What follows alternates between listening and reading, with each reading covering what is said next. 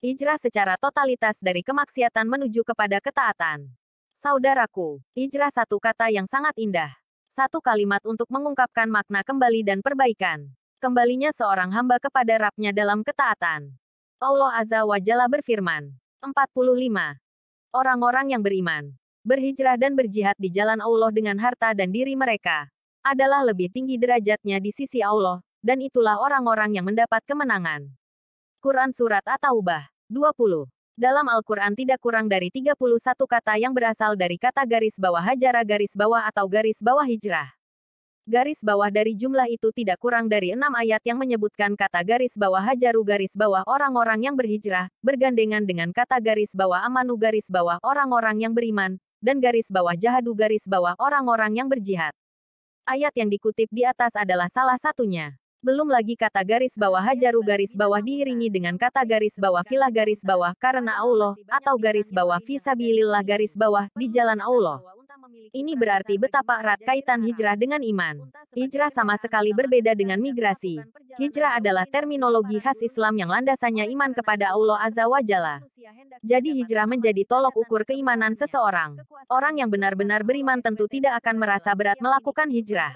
Sebaliknya, orang yang tidak melakukan hijrah menunjukkan lemah atau tidak sempurna imannya. Saudaraku, Nabi Shallallahu Alaihi Wasallam bersabda, 3.900-1.864. Tidak ada lagi hijrah dari Makkah ke Madinah setelah Fathul Makkah. Namun yang tetap adalah jihad dan niat dalam hijrah dan perbaikan. Hadis R. Bukhari nomor 3.900 dan Muslim nomor 1.864. Imam Ibnu Rajab rahimahullah mendefinisikan makna hijrah yaitu kembali kepada Allah dengan bertaubat dari maksiat kepada taat. Mengenai firman Allah Azza wa Jalla 51-50. Dan bersegeralah lari kembali kepada Allah. Quran Az-Zariyat 50.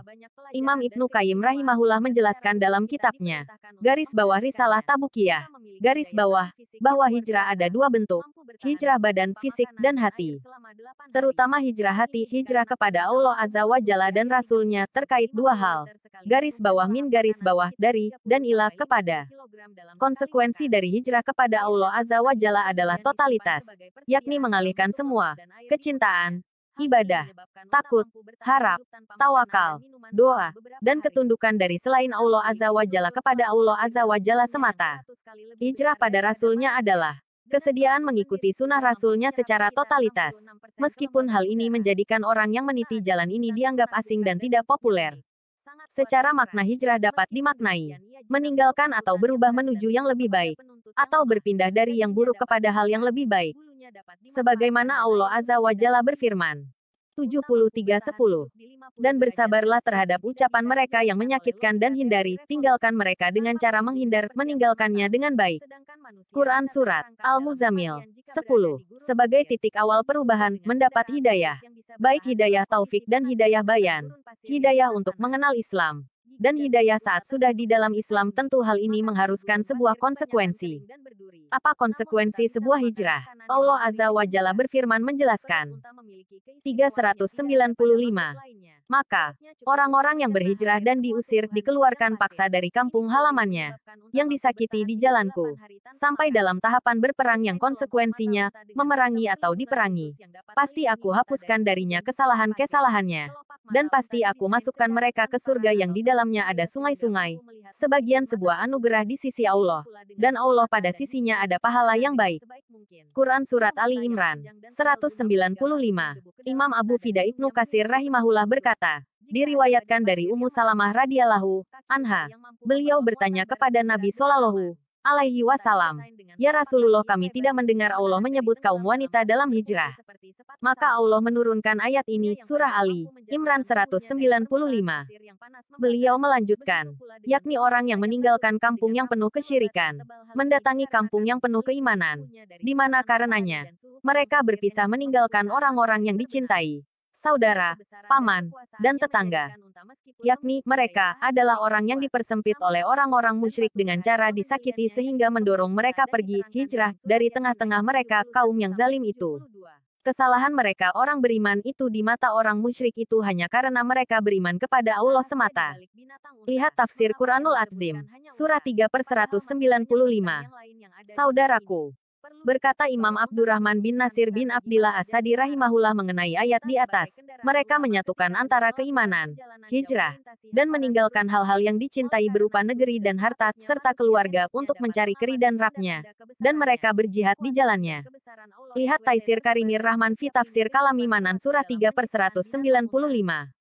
Di sini, di ayat ini, sebuah hijrah adalah totalitas dalam perubahan. Mereka adalah orang-orang yang kembali. Orang-orang yang ingin mengubur masa-masa kelam mereka. Dalam kekufuran, kesyirikan, dosa, maksiat, dan berusaha untuk bersimpuh, memperbaiki diri, dan kembali kepada Rabb-Nya dengan pertaubatan yang bersungguh-sungguh. Selalu ingat ayat ini, agar kita senantiasa bersyukur atas hidayahnya. 289. Dan ketika datang pada mereka, Yahudi kitab Al-Quran, dari sisi Allah yang membenarkan apa yang di sisi mereka. Sedang mereka sendiri sebelumnya memohon kemenangan atas orang kafir. Namun ketika datang pada mereka apa yang mereka ketahui, tanda kebenarannya, malah mereka kafir padanya, yakni Nabi Muhammad, maka laknat Allah atas orang yang ingkar itu. Quran Surat Al-Baqarah 89. Ingat selalu firman Allah Azza wa Jalla. Sesungguhnya barang siapa bertakwa dan bersabar, maka Allah tiada akan menyia-nyiakan pahala orang yang telah bertaubat kebaikan. Quran Surat Yusuf 90. Memaknai hijrah selain seperti apa adanya sesuai peristiwa yang terjadi pada masa Rasulullah Shallallahu Alaihi Wasallam. Juga yang terpenting adalah memaknai, merefleksikan serta merealisasikannya dalam laku kekinian pada semua dimensi ruang dan waktu pada pribadi, organisasi, masyarakat bahkan negara. Melawan keterbelengguan keterbelakangan, penjara irasionalitas dan kebodohan, penyanderaan kejahiliahan, ketidakproduktivitasan mentalitas spiritual, dan kegelapan masa depan dengan keberanian serta pengorbanan berhijrah menuju loncatan melakukan perubahan, mengamputasi sisi kejahiliahan yang masih melekat, melakukan percepatan spiritual dalam keseharian, dan bergerak menuju cahaya kejayaan dan keberkahan. Hal ini harus senantiasa berlaku pada sepanjang masa di muka bumi ini. Selamat menyambut Tahun Baru Islam 1 Muharram 1445 Hijriah. Semoga Allah Azza wa Jalla mengaruniakan hidayahnya kepada kita, sehingga kita tetap istiqomah senantiasa berhijrah menjauhi kemaksiatan dan meningkat ketaatan untuk meraih ridha-Nya. Amin ya Rabb. Wallahu a'lam bishawab. Cukup untuk mencerna hampir semua tumbuhan di padang pasir. Ini pula yang menyebabkan unta mampu bertahan hidup 8 hari tanpa makan. Desain kelompok mata unta dengan sistem perlindungan khusus yang dapat melindungi mata dari debu dan butiran pasir. Kelopak mata unta didesain secara transparan atau tembus cahaya sehingga mampu